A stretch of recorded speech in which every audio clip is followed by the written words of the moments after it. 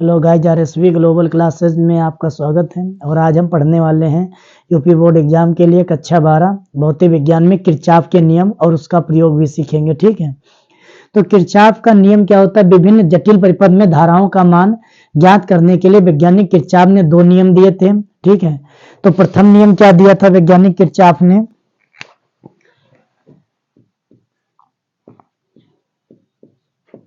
तो किरचॉफ का प्रथम नियम क्या होता है? पहले इसका हम फिगर ड्रा कर लेते हैं।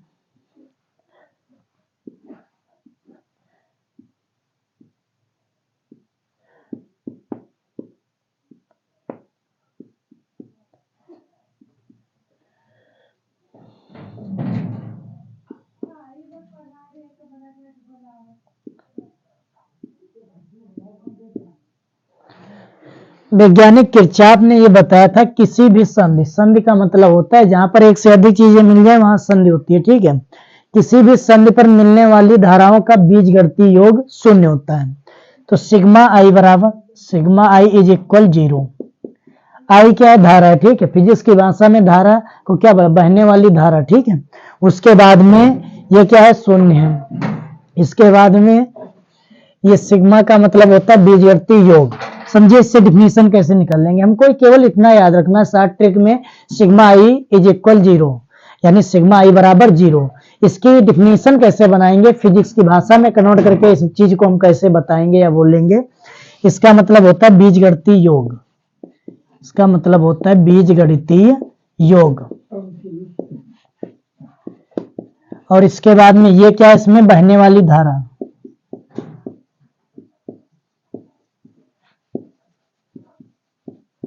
इसके बाद में ये तो सभी को मालूम है, ये क्या है? शून्य। ये शून्य यानी किसी भी संधि पर, यानी क्या डिफिनेशन हो जाएगी एक बार समझिए, मेरे साथ रिपीट करिए, साथ में ही याद हो जाएगा। इस बात की गारंटी मैं क्लास में याद करा के आपको जाऊंगा। किसी भी संधि पर मिलने वाली धाराओं का बीजगणितीय योग शून्य होता है। किसी भी संधि पर मिलने वाली धाराओं का बीजगणितीय योग शून्य होता है। क्या बताया था वैज्ञानिक किरचॉफ ने प्रथम नियम में? कि किसी भी संधि पर मिलने वाली धाराओं का बीजगणितीय योग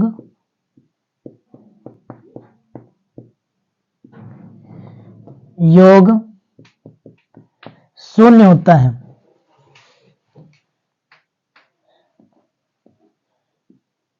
शून्य होता है।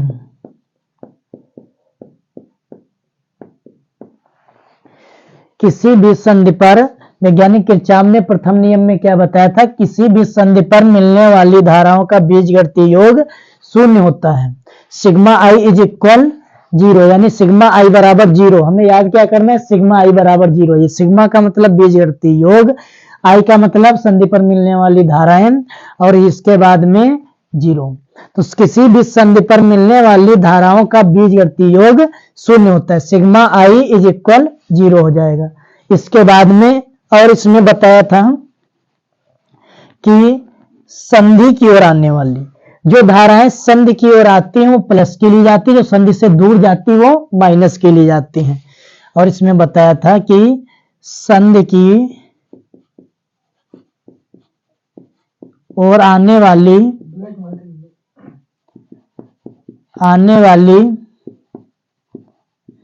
संधि की ओर आने वाली धाराएं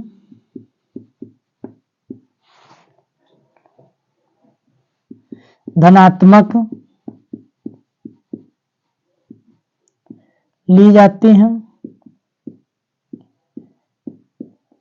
जबकि संधि से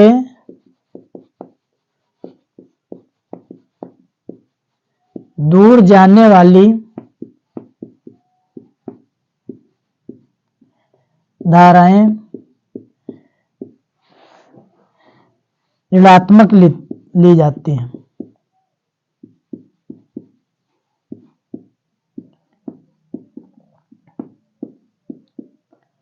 इस नियम में जो संधि की ओर धाराएं आती हैं या संधि के पास आती हैं उससे हम धनात्मक लेते हैं, जो संधि से दूर जाते हैं उससे हम ऋणात्मक लेते हैं। जैसे एग्जाम्पल की बात की जाए तो इसमें देखिए I1, ये एरो इस चीज को इंडिकेट कर रहा है कि ये धाराएं किस तरफ आ रही हैं, संधि की ओर आ रही हैं।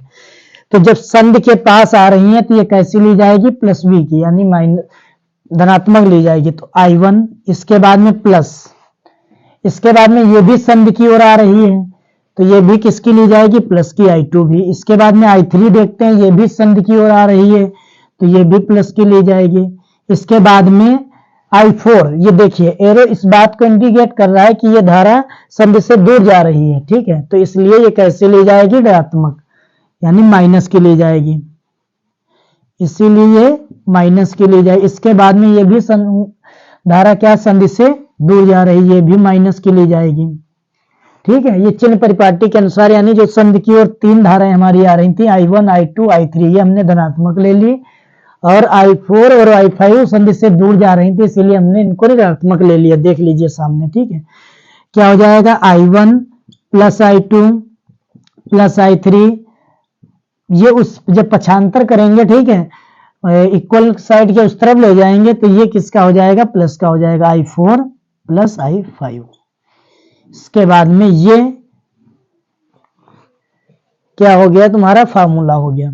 इसके बाद में समझिए पूरा नियम एक बार फिर समझते हैं, ये बोर्ड एग्जाम के लिए बहुत ही महत्वपूर्ण है। यानी किरचॉफ का प्रथम नियम क्या था, इसमें एक बात और याद रखना, जो प्रथम नियम है इसे धारा का नियम भी कहते हैं, ठीक है। इस बात को भी लिख लेना, चाहे यहां पर लिख लो, चाहे इसे या लास्ट में लिख लो या यहीं पर लिख लो, इसे धारा का नियम भी कहते हैं, इसे धारा का नियम भी कहते हैं,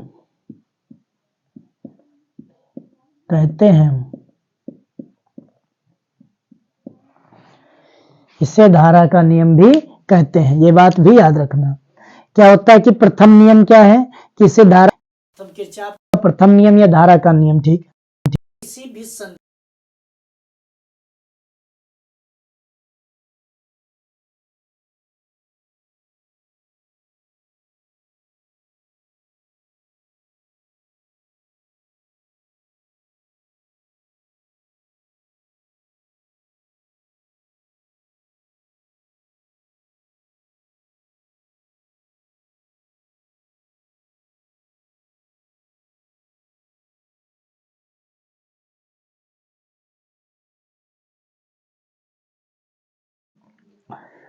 उसके बाद में जैसा कि प्रथम नियम समझ रहे थे, एक बार और रिपीट करिए और याद हो जाएगा।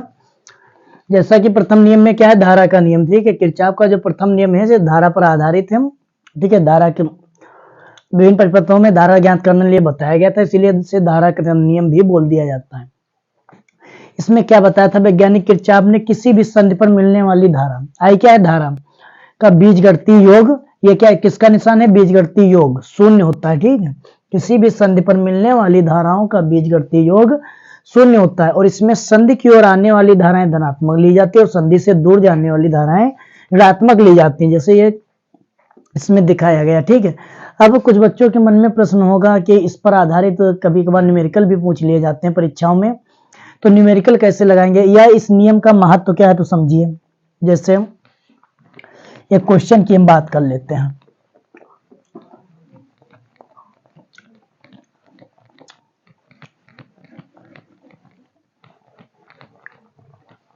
एक क्वेश्चन की बात कर लेते हैं जो इसी नियम पर आधारित है, ठीक है। क्या क्वेश्चन दिया गया है, जैसे क्वेश्चन है,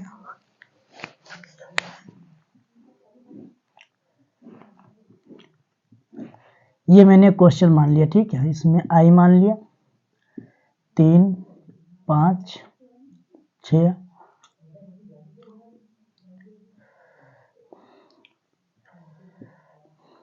3, ये हमने क्वेश्चन ले लिया इसी नियम पर आधारित, ठीक है। जैसे क्वेश्चन दिया गया तो इसमें क्वेश्चन में हमको जानकारी है कि किसी भी संधि पर मिलने वाली धाराओं का जो बीजगणितीय योग होता है शून्य होता है। तो इसमें संधि की ओर आने वाली धाराएं धनात्मक ली जाती हैं और संधि से दूर जाने वाली धाराएं ऋणात्मक ली जाती है। तो इसमें आई संधि की तरफ आ रही है, प्लस का मैंने ले लिया प्लस, 3 भी संधि की तरफ आ रही है धारा, प्लस का ले लिया, और इसका मात्रक भी लिख लो थोड़ा, है ना। इससे क्या पहचान रहेगी, ये क्या दिया गया, 3 एम्पियर है, एम्पियर एम्पियर एम्पियर, ठीक है। इसके बाद में ये 5 जो एम्पियर की धारा दी गई है, ये भी संधि की ओर आ रही है, इसीलिए प्लस की ली जाएगी। और इसके बाद में ध्यान से देखिए, जो 6 एम्पियर की धारा दी गई है वो संधि से दूर जा रही है, तो ये माइनस की ली जाएगी, ठीक है। किसकी ली जाएगी, माइनस की, ऋणात्मक ली जाएगी। इसके बाद में ये भी संधि से दूर जा रही है, तो ये भी माइनस की ली जाएगी, ऋणात्मक। बराबर में बताया गया कि इनका जो बीजगणितीय योग होता है शून्य होता है, तो आई हो जाएगा 5 3 8 हो जाएगा, और 6 3 9 हो जाएगा। ये प्लस के हैं, जुड़ जाएंगे, और ये माइनस के। जब एक जैसी संख्याएं होती हैं तो जुड़ जाती हैं, जिसका चिन्ह होता है उसी की रहती हैं, और जो अलग अलग चिन्ह हो तो बड़ी से छोटी घटाते हैं, जिसके ज्यादा हो उसका बचता है, ठीक है। 5 3 8 हो गया, ये 6 3 9 हो गया। इसके बाद में कितना बचेगा, 1 बचेगा। तो I इज इक्वल 1 एम्पियर, यानी I का मान कितना आ गया, 1 एम्पियर की धारा। इसलिए इस नियम को बताया गया था। इस प्रकार के इस टाइप के जब न्यूमेरिकल दिए जाएंगे तो इसी किरचॉफ के प्रथम नियम से लगते हैं। इसके बाद में हम पढ़ने वाले हैं द्वितीय नियम, जिसे बंद पास या लूप का नियम भी बोला जाता है ना। पढ़ने वाले हमें द्वितीय नियम, जिसे बंद पास या लूप का नियम भी बोला जाता है।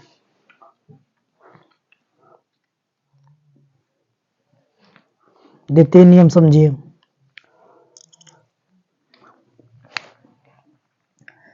तो पहले ड्राम फिगर करेंगे।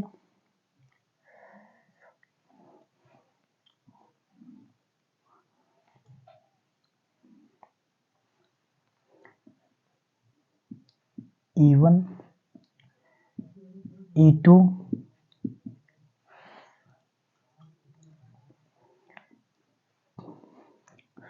इसमें 3 प्रतिरोध होते हैं।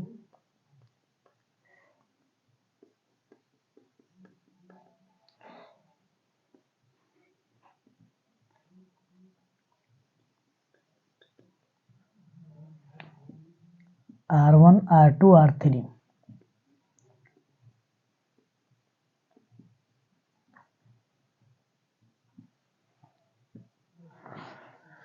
R1 R2 R3 3 प्रतिरोध होते हैं, और इसमें धारा मान लो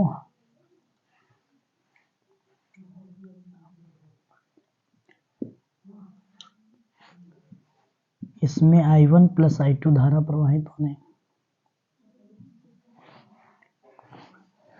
इस वाले में I1 प्लस I2, उससे रफ कर देते हैं।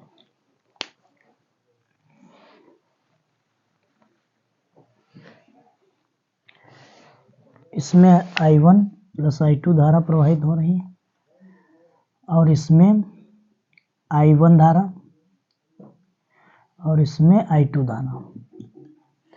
नाम दे दीजिए A B C D E F, ठीक है। इसमें इस दिशा में धारा, इसमें भी इस दिशा में धारा। तो इसमें द्वितीय नियम में क्या बताया था वैज्ञानिक किरचॉफ ने, द्वितीय नियम या जिसे बंद पास या लूप का नियम भी बोला जाता है, बंद पास या लूप का नियम, लूप का नियम। इस नियम में इन्होंने बताया था कि sigma I R is equal sigma E, sigma I R is equal sigma ई, ये बताया गया था इस नियम में। तो जो सिग्मा आई आर, यानी आई क्या है, बहने वाली धारा है,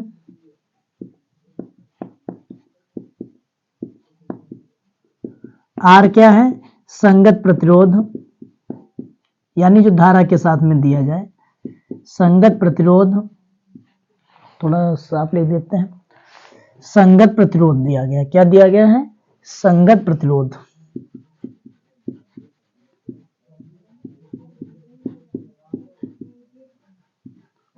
ये क्या है, विद्युत वाहक बल, विद्युत वाहक बल। इसके बाद में इसका तो अभी मतलब हम बता चुके हैं, बीजगणितीय योग, बीजगणितीय योग। इसके बाद में समझिए कि द्वितीय नियम या बंदपास या लूप का नियम में क्या बताया था वैज्ञानिक किरचॉफ ने कि प्रत्येक बंदपास या लूप के लिए प्रत्येक बंदपास या लूप के लिए उसमें बहने वाली धारा तथा संगत प्रतिरोध के गुणनफल, बीच में कौन सा कोई निशान है तो गुणा का निशान होगा, है ना। बहने वाली धारा तथा संगत प्रतिरोध के गुणनफल का बीजगणितीय योग उसके विद्युत वाहक बल के बीजगणितीय योग के बराबर होता है। क्या बताया था, एक बार रिपीट करिए, याद हो जाएगा। संगत यानी किसी प्रत्येक बंदपास के लिए उसमें बहने वाली धारा तथा संगत प्रतिरोध के गुणनफल का बीजगणितीय योग उसके विद्युत वाहक बल के बीजगणितीय योग के बराबर होता है। तो समझिए, लिख लीजिए, इसको नोट डाउन कर लीजिए। क्या बताया था वैज्ञानिक किरचॉफ ने द्वितीय नियम में, प्रत्येक बंदपास या लूप के लिए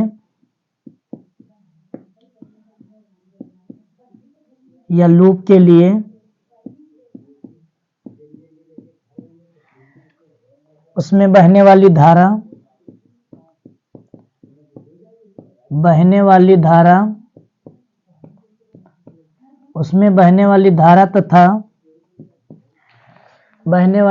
तथा संगत प्रतिरोध के गुणनफल का बीजगणितीय योग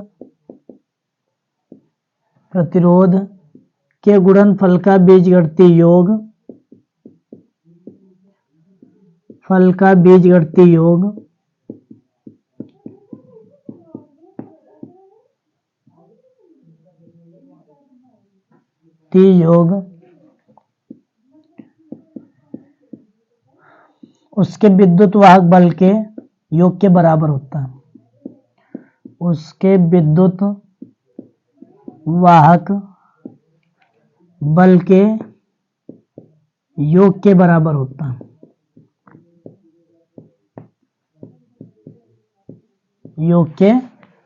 होता है। ठीक है। वैज्ञानिक किरचॉफ ने द्वितीय नियम में क्या बताया था कि प्रत्येक बंदपास या लूप के लिए उसके लिए इतना याद रखना कि सिग्मा आई आर बराबर सिग्मा ई। सिग्मा का मतलब बीजगणितीय योग, आई का मतलब बहने वाली धारा, आर का मतलब संगत प्रतिरोध, ई का मतलब विद्युत वाहक बल। और देखिए ABCD जो भी लिखी होती है बीच में मल्टीप्लाई का जो है चिन्ह छिपा रहता है। जैसे मैंने 3x लिखा तो यहाँ पर 3 × x है ना, बात तो वही है, इसको गुणनफल बोलेंगे, है ना। 3 और x का गुणनफल कितना है, 3x। उसी तरीके से इसमें बताया गया कि किसी प्रत्येक बंदपास या लूप के लिए उसमें बहने वाली धारा तथा संगत प्रतिरोध के गुणनफल का बीजगणितीय योग उसके विद्युत वाहक बल के बीजगणितीय योग के बराबर होता है। क्या बताया गया था, एक बार और रिपीट करिए। प्रत्येक बंदपास या लूप के लिए उसमें देखिए, मैं बिल्कुल ये जो फार्मूला लिखा गया इसी को देख के रिपीट कर रहा हूँ। इसी तरीके से तुम लोग भी कोशिश करिए, थोड़ा टफ है, बाकी इस तरीके से यदि याद कर लिया तो कभी भूलोगे नहीं परीक्षा के बाद भी, ठीक है। उसके बाद में सिग्मा आई आर बराबर सिग्मा ई, तो साइंस की भाषा में इसको कन्वर्ट कर दीजिएगा कि किसी भी प्रत्येक बंदपास या लूप के लिए बहने वाली धारा तथा संगत प्रतिरोध के गुणनफल का बीजगणितीय योग उसके विद्युत वाहक बल के बीजगणितीय योग के बराबर होता है। यानी sigma I R is equal sigma ई, यानी सिग्मा आई आर बराबर sigma E, sigma I R बराबर सिग्मा ई हो जाएगा। सिग्मा आई आर बराबर सिग्मा ई।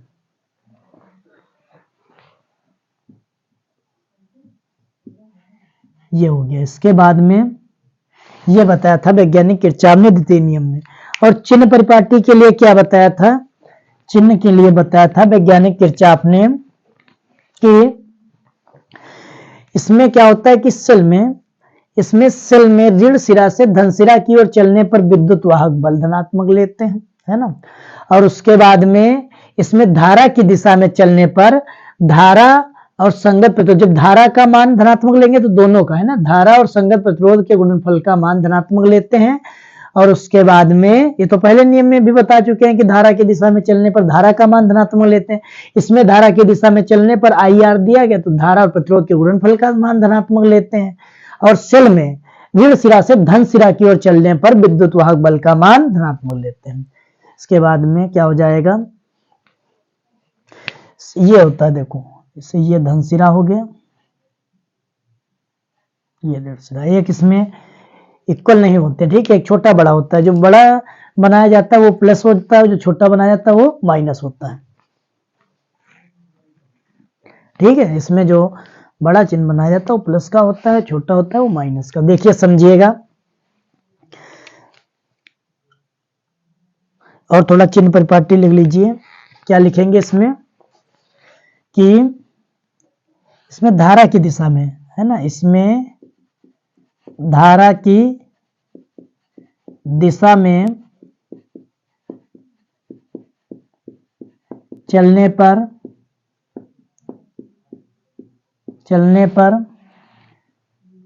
धारा और प्रतिरोध का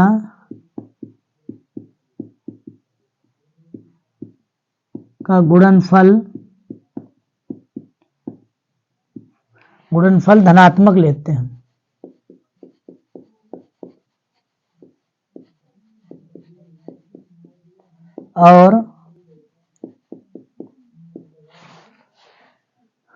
और विद्युत और सेल में है ना, और सेल में धन सिरा से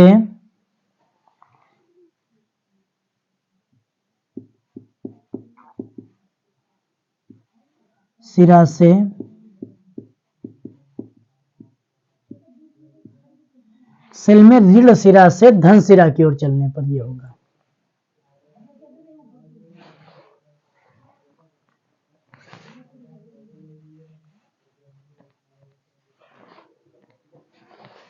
ऋण सिरा से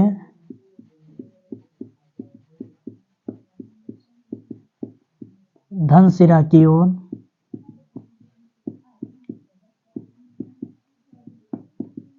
चलने पर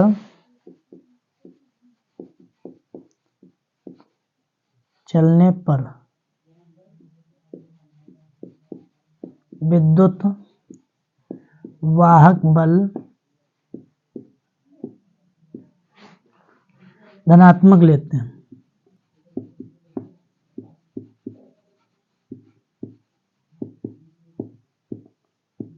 ठीक है।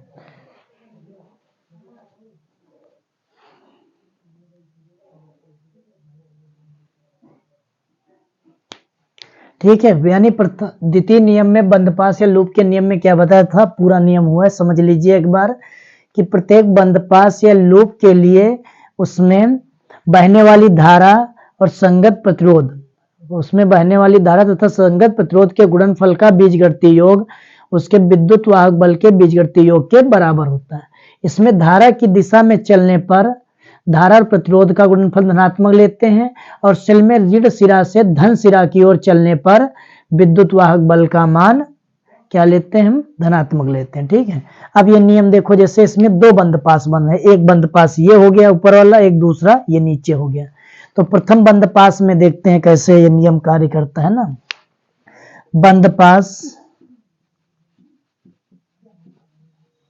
प्रथम बंदपास A B C D A हम ले रहे हैं, ठीक है। बंदपास A B C D A में ध्यान से समझिएगा, इसमें दिशा का विशेष ध्यान रखना, जैसे बिंदु लें उसी दिशा का दिमाग में दिशा आनी चाहिए, ठीक है, नहीं तो गलत हो। A B C D A, हम इस दिशा में चल रहे हैं, ठीक है। कौन सी दिशा में, इस दिशा में हम चल रहे हैं, A B C D A, ये दिशा है हमारी जिस तरफ, ठीक है, इस तरफ से इस तरफ। अब ध्यान से देखिए, हम इस दिशा में चल रहे हैं, इसी दिशा में चल रहे हैं, A B C D A, और I1 धारा भी उसी दिशा में है। देखो ए बी सी डी, हम इस दिशा में चल रहे हैं, दिशा धारा भी उसी दिशा में आ रही, तो धारा का मान धनात्मक लिया जाएगा। यानी अब जब धारा और संगत प्रतिरोध का मान क्या लिया जाएगा, धनात्मक। धारा तुम्हारी I1 है, इसका संगत प्रतिरोध यानी इसके साथ में प्रतिरोध क्या है, R1 है। अभी हमने बताया कि धारा की दिशा में चलने पर धारा और संगत प्रतिरोध का, देखो IR यानी धारा और संगत प्रतिरोध का गुणनफल क्या लेंगे, धनात्मक लेंगे। हम इस दिशा में चल रहे थे, A B C D A इस दिशा में, ठीक है। इस दिशा में जब चल रहे हैं, धारा भी उसी दिशा में, तो इसका मान धनात्मक ले लिया। धारा क्या है इसमें, आई की जहां पर I1 है तो I1 ले लिया, और प्रतिरोध की जहां पर क्या है R1 है तो R1 प्रतिरोध ले लिया। इसके बाद में समझिए, हम इस दिशा में चल रहे हैं, BC इस दिशा में, BC इस दिशा में चल रहे हैं, और जो I2 धारा है ये भी उसी दिशा में दी गई है, ठीक है। I2 धारा भी उसी दिशा में, उस दिशा में ना होगी, ये I2 धारा इस दिशा में होगी, बल्कि कई किस दिशा में होगी, इस दिशा में होगी। तब तो ये धारा जैसे ये I1 आ रही है, I2 भी इसी दिशा में आएगी, तब तो ये मिलके I1 प्लस I2 होंगी। अब हम उस दिशा में जा रहे हैं और I2 धारा इस दिशा में आ रही है, विपरीत दिशा में है। I2 धारा किस दिशा में है, विपरीत दिशा में है। हम इस दिशा में जा रहे हैं, ए बी सी उस दिशा में, I2 धारा इस दिशा में आ रही है। तब जब ये विपरीत दिशा में आ रही है तो इसमें क्या लिया जाएगा, माइनस। इसके बाद में क्या लेंगे, I2 संगत धारा, ठीक है। धारा के साथ में संगत प्रतिरोध का गुणनफल, तो R2 ले लिया, ठीक है। R2 इज इक्वल, क्या बताया गया, बीजगणितीय योग। तो बीजगणितीय योग हम इस दिशा में आ रहे हैं, समझना ध्यान से, इस दिशा में हम आ रहे हैं, तो माइनस सिरा ये हुआ प्लस ये हुआ, बताया भी हमने, छोटा चिन्ह होता है जो माइनस का, बड़ा होता है प्लस का। तो माइनस से प्लस की ओर, यानी ऋण सिरा से धन सिरा की ओर आ रहे हैं, तो विद्युत वाहक बल कैसा लेंगे, धनात्मक लेंगे, ठीक है।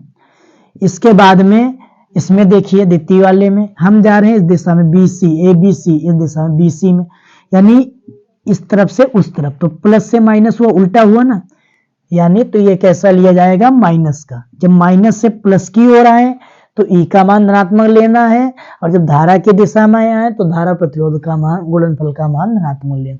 ये किरचॉफ का नियम। अब दूसरा बंद पास क्या है, ये है, इसमें समझ लीजिए किरचॉफ का नियम क्या हो जाएगा। बंद पास BEFC में, इसमें समझिएगा, तो इसमें क्या हो जाएगा, इसमें बंद पास BEFC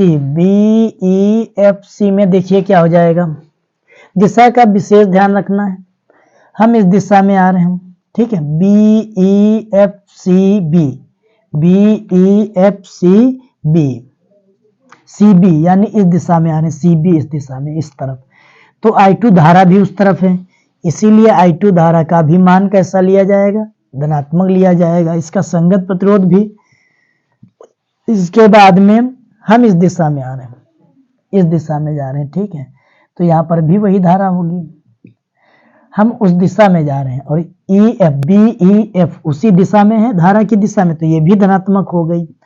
इसमें धारा क्या है, I1 प्लस I2 है, और इसके साथ में प्रतिरोध क्या है, R3 है। बराबर में विद्युत वाहक बल माइनस से प्लस की ओर आ रहे हैं, तो ये कैसा लिया जाएगा, धनात्मक। जिसमें एक ही विद्युत वाहक बल है तो एक ही लिया जाएगा, और जिसमें नहीं होता है उसमें 0 लिया जाता है। ये था तुम्हारा किरचॉफ का द्वितीय नियम। फिर पूरा समझ लीजिए एक बार। द्वितीय नियम या बंद पास या लूप का नियम होता है।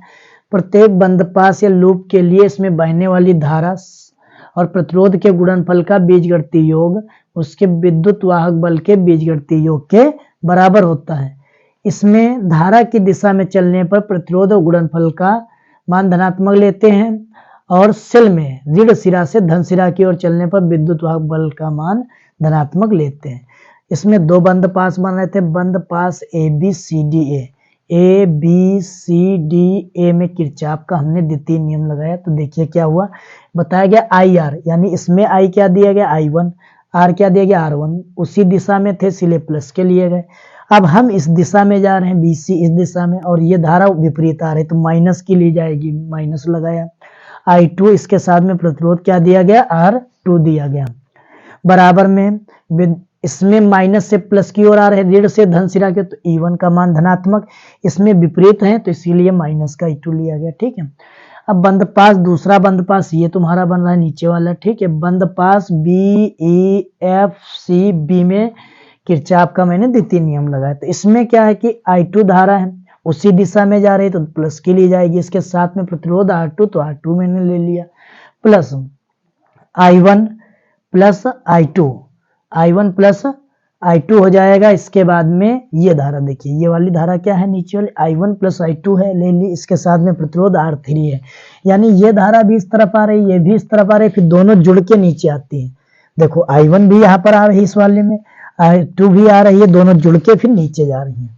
1 प्लस I2 ले लिया, इसके साथ में प्रतिरोध क्या है, R3 है। इसमें एक ही विद्युत वाहक बल, वो भी माइनस से प्लस की ओर, तो प्लस का E2 ले लिया गया।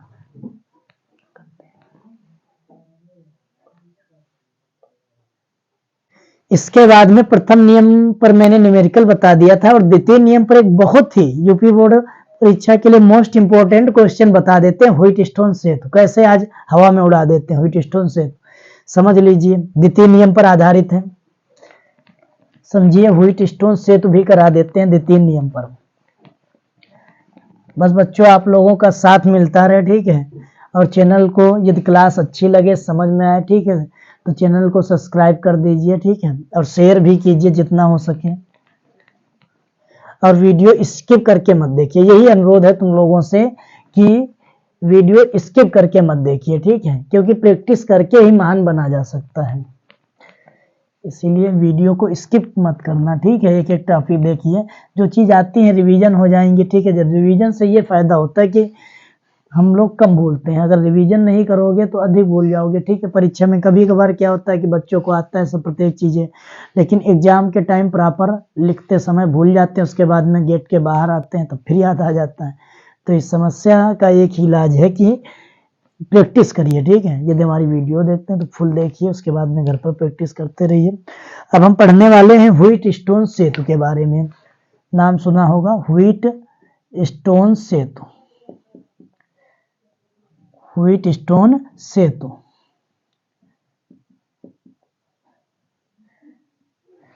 व्हीटस्टोन सेतु का पहले हम फिगर ड्रा कर लेते हैं।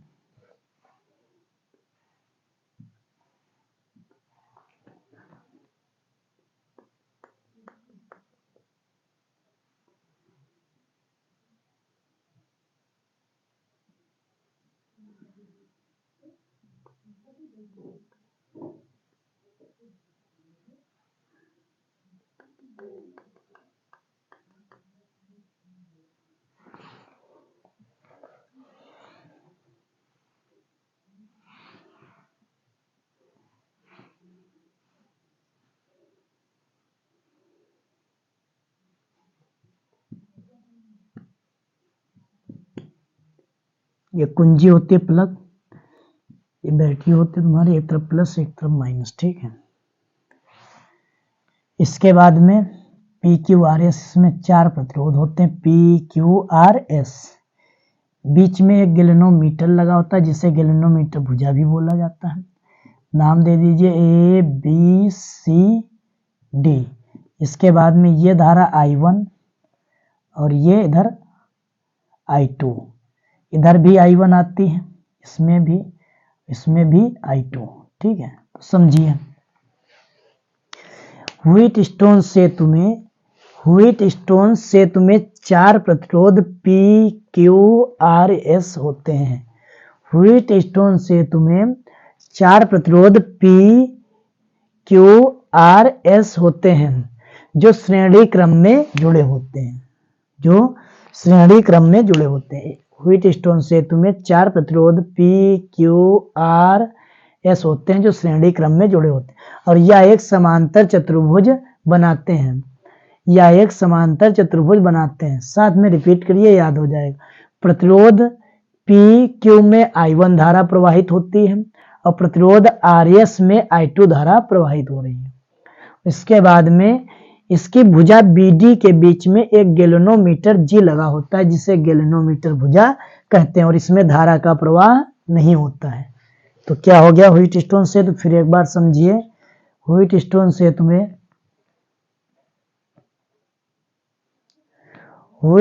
सेतु में 4 प्रतिरोध P Q R S होते हैं, जो श्रेणी क्रम में जुड़े होते हैं, या एक समांतर चतुर्भुज बनाते हैं। प्रतिरोध PQ में I1 धारा प्रवाहित होती है, और प्रतिरोध RS में I2 धारा प्रवाहित हो रही है। इसकी भुजा BD के बीच में गैल्वेनोमीटर लगा होता है, जिसमें धारा का प्रवाहित नहीं होती है। तो समझिए, व्हीटस्टोन सेतु में इसमें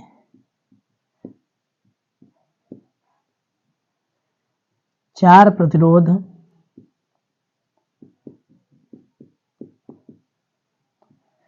PQRS होते हैं, PQRS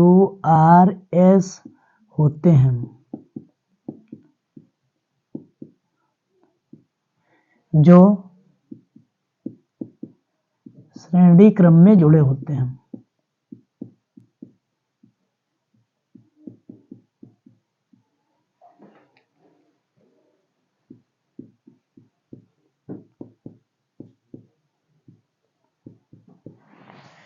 इसमें चार प्रतिरोध PQRS होते हैं जो श्रेणी क्रम में जुड़े होते हैं। यह एक समांतर चतुर्भुज, यह एक समांतर चतुर्भुज ABCD बनाते हैं ना, समांतर चतुर्भुज ABCD बनाते हैं,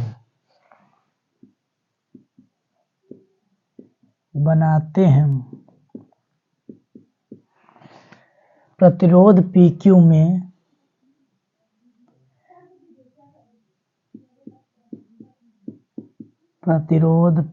में I1 धारा प्रवाहित होती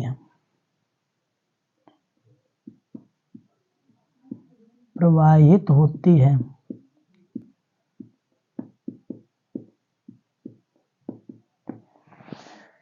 और प्रतिरोध RS में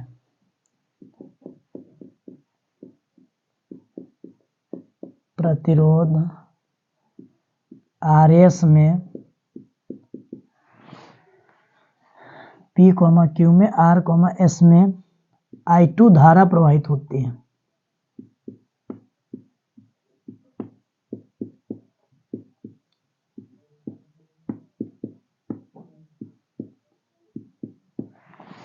प्रतिरोध RS में I2 धारा प्रवाहित होती है। इसके बाद में इसकी भुजा BD के मध्य 1 गैल्वेनोमीटर G लगा होता है, 1 गैल्वेनोमीटर G लगा होता है,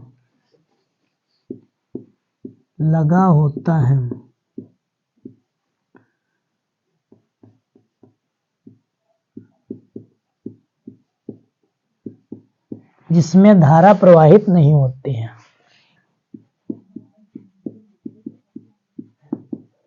जिसमें धारा प्रवाहित नहीं होती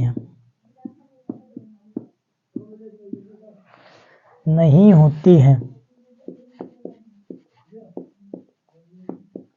समझिए। व्हीटस्टोन सेतु सिद्धांत क्या होता है? व्हीटस्टोन सेतु में चार प्रतिरोध PQRS होते हैं। व्हीटस्टोन सेतु में चार प्रतिरोध PQRS होते हैं। चित्र देख के रिपीट करिए, याद हो जाएगा। देखिए, किसी चीज को रटना नहीं है, फिगर बना लो। फिगर को केवल ध्यान में रखना कि कैसे चित्र बनता है, ठीक है। चित्र के अकॉर्डिंग ही सब लिख देना। व्हीटस्टोन सेतु में चार प्रतिरोध PQRS, व्हीटस्टोन सेतु में चार प्रतिरोध PQRS होते हैं जो श्रेणी क्रम में जुड़े होते हैं। इसके बाद में यह एक समांतर चतुर्भुज ABCD बनाते हैं। प्रतिरोध P व Q में I1 धारा प्रवाहित होती है और प्रतिरोध RS में I2 धारा प्रवाहित होती है। इसकी भुजा BD के बीच में गैल्वेनोमीटर लगा होता है जिसमें धारा का प्रवाह नहीं होता है, ठीक है।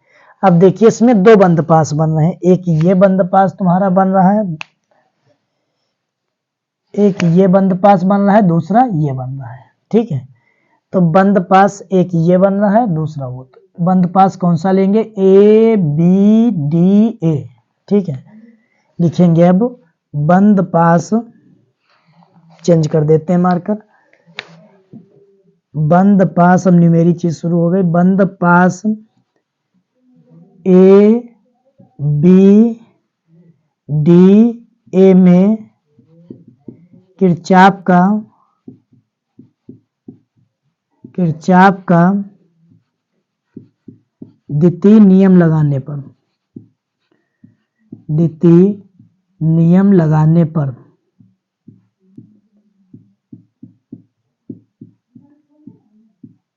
तो क्या हो जाएगा, द्वितीय नियम बताया गया सिग्मा आई आर बराबर सिग्मा ई, ठीक है, ये तो बताया गया।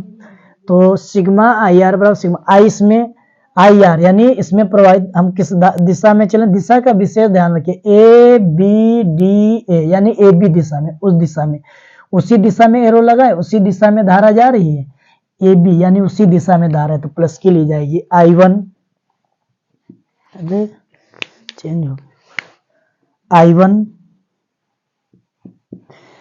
R यानी इसके साथ में प्रतिरोध क्या है, P है, तो P कर दो I1 P। इसके बाद में हम जा रहे हैं ए बी डी ए दिशा है, डी ए, जबकि धारा इस दिशा में, ए डी दिशा में, हम जा रहे हैं D A Disha, Disha change है, विपरीत दिशा है, तो माइनस लगा देंगे। इसके बाद में धारा क्या है I2, और इसके साथ में प्रतिरोध क्या है, इसके साथ में I2 के साथ में R प्रतिरोध है, बराबर में ई, इसमें कहीं बंद पास में दिखाई दिया तुमको ए बी डी है, कहीं पर ई दिया गया, इसमें ई नहीं दिया गया, तो ई का मान क्या हो जाएगा, 0 हो जाएगा। इसके बाद में I1P बराबर I2R हो जाएगा, ठीक है, समीकरण फर्स्ट बन जाएगी। इसके बाद में दूसरा बंद पास कौन सा बन रहा है, बंद पास, दूसरा बंद पास बन रहा है B C D B, B C D B. तो देखिए दूसरे बंद पास में बी सी डी बी में किरचॉफ का द्वितीय नियम लगाने पर, में किरचॉफ का द्वितीय नियम लगाने पर, द्वितीय नियम लगाने पर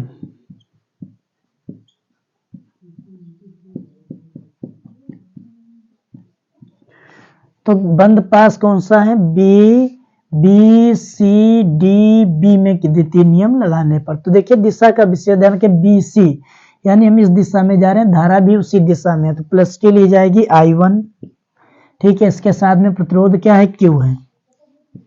इसके बाद में CD यानी हम इस दिशा में आ रहे हैं, धारा विपरीत दिशा में है, CD के विपरीत है, तो इसमें माइनस लिया जाएगा। I2 इसमें धारा है I2, इसके साथ में प्रतिरोध क्या है, S है। IR लेते हैं, I यानी धारा, R यानी प्रतिरोध, धारा प्रतिरोध का गुणनफल, तो I2S हो जाएगा, बराबर में E इसमें कहीं पर दिया गया, नहीं दिया गया, तो क्या हो जाएगा, 0। इसके बाद में I1Q बराबर I2S हो जाएगा, इस तरफ ले जाएंगे, प्लस का हो जाएगा समीकरण सेकेंड, ठीक है। समीकरण फर्स्ट में सेकेंड से भाग दे दीजिए, समीकरण फर्स्ट में सेकेंड से भाग देने पर, फर्स्ट में सेकेंड से भाग देने पर, सेकेंड से भाग दे दो, लिख लेना, ठीक है। तो क्या हो जाएगा, जो जिधर का पक्ष है उधर ही लिखेंगे। भाग देने का मतलब क्या हो जाएगा, बटे में लिख दो, बटे में लिख दो, या भाग कहा जाए या अनुपात, ये सब बातें एक ही होती है, ठीक है। I1P बटे क्या हो जाएगा, I1Q हो जाएगा, बराबर I2R अपान यानी बटे I2S, जो जिधर का पक्ष था मैंने भाग दे दिया। I1 कट जाएगा, I2 कट जाएगा, P अपान Q बराबर R अपान S, यही व्हीटस्टोन सेतु सिद्धांत का सूत्र यानी फार्मूला हो जाएगा। तो समझिए, एक बार पूरा रिपीट कर देते हैं ना।